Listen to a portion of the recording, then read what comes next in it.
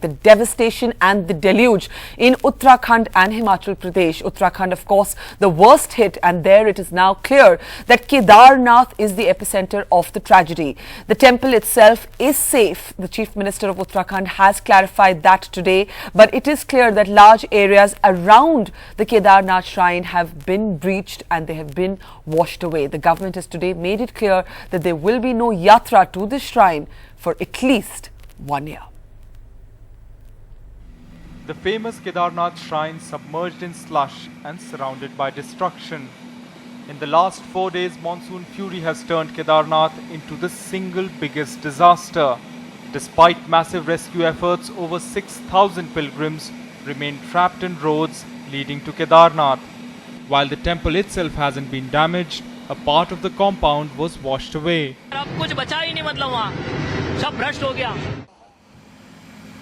These pictures show a stark contrast. Once a bustling temple town, today in ruins. Hundreds of people have lost their lives.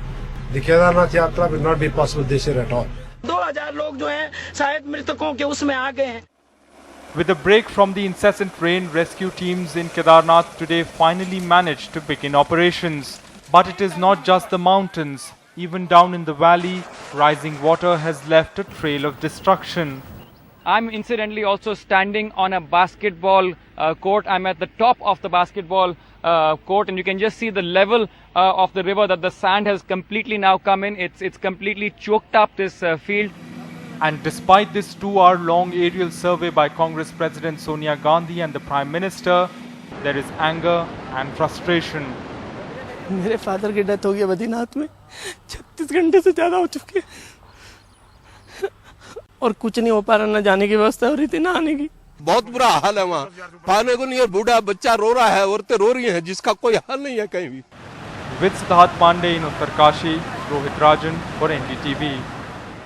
All right, let's take you live now to Siddharth Pandey, who is making his way to Kedarnath, the epicenter of the worst hit area. It is now clear that that is the epicenter of that tragedy, and there are, remember, hundreds who could have died, although we do have an official confirmation that 180 people have died and 65,000 people are still stranded. Siddharth Pandey is at Rudraprayag making his way to Kedarnath, but roads almost completely washed away in many places, so that journey up to Kedarnath actually taking very, very long. Siddharth, on the ground, there's a mammoth rescue operation on. More than 5,000 security personnel from the forge, really lifting people, building bridges, helping them down hillocks and across areas where everything has crumbled. Is there any estimation now of the scale of this tragedy? Not so much in terms of numbers, but just how deep it runs and how wide it is.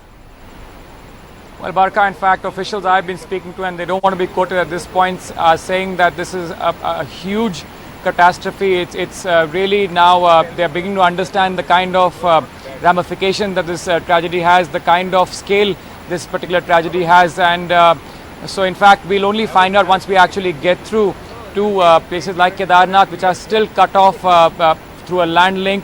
I'm at Rudraprayag. Let me just show you. This is what this particular town looks like. That's one of the roads in this particular town in Rudraprayag. And it's not been easy even coming to this particular town, the last big town before Kedarnath. Throughout the journey, we've actually seen cave-ins, we've seen landslides. A journey which should have taken us maybe maximum of 6 or 5 hours has taken us more than 13 hours to actually come even here. And beyond this point to get to Kedarnath, all the road links are completely destroyed. Sources telling us that it may take several months, even 5 to 6 months to actually re-establish all those road links. Now, of course, the army is helping all the armed forces are helping evacuating people, but clearly what they really need to do is try and really get the bulk of people out as quickly as they can.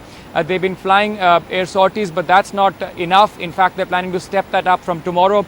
But just to share some figures with you, the army estimates that a minimum of 5,500 people are stuck at Kedarnath, 15,000 at least at Badrinath, and of course some people at Harsil and other places as well. So the army trying, the Air Force trying to really get them out, but what they're really saying is the road links are crucial, but they're going to take months to build, if not longer.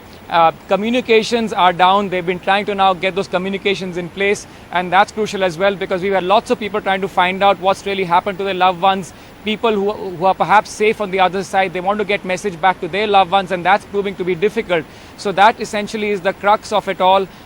We are very close to ground zero, but even we've had a tough time even getting to this particular point. Beyond this, we really have a whole bunch of landslides that we'll have to cross to even try and get there.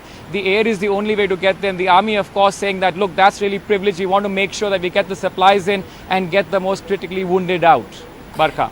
Right, and amazing pictures, stories of heroism there by our men and women in uniform, helping little children down, helping women down, helping old people down, and literally creating and building roads as they go along, because that massive piece of cave-in right behind you, Siddharth. Now, Kedarnath, we know, is the worst hit, and it's the one area where at the moment, if I understand you correctly, it is only possible to reach relief by air. Is that correct? That's right. That's the only way you can get any relief in, and of course the most critically injured out. But there are more than 5,500 people estimated who are still there. And as you said, Barkha, we've had officials not wanting to go on record, but they are saying that Kedarnath really faced the brunt of nature's fury. Many people believed to have been swept away in the river surge, in the rising water. So that's something that they're really worried about. A whole bunch of doctors waiting to go in, but until we actually get more people on the ground, more boots on the ground, we really won't really get a better picture of the entire scheme of things. But right now, the air link is the only link in and out of Kedarnath.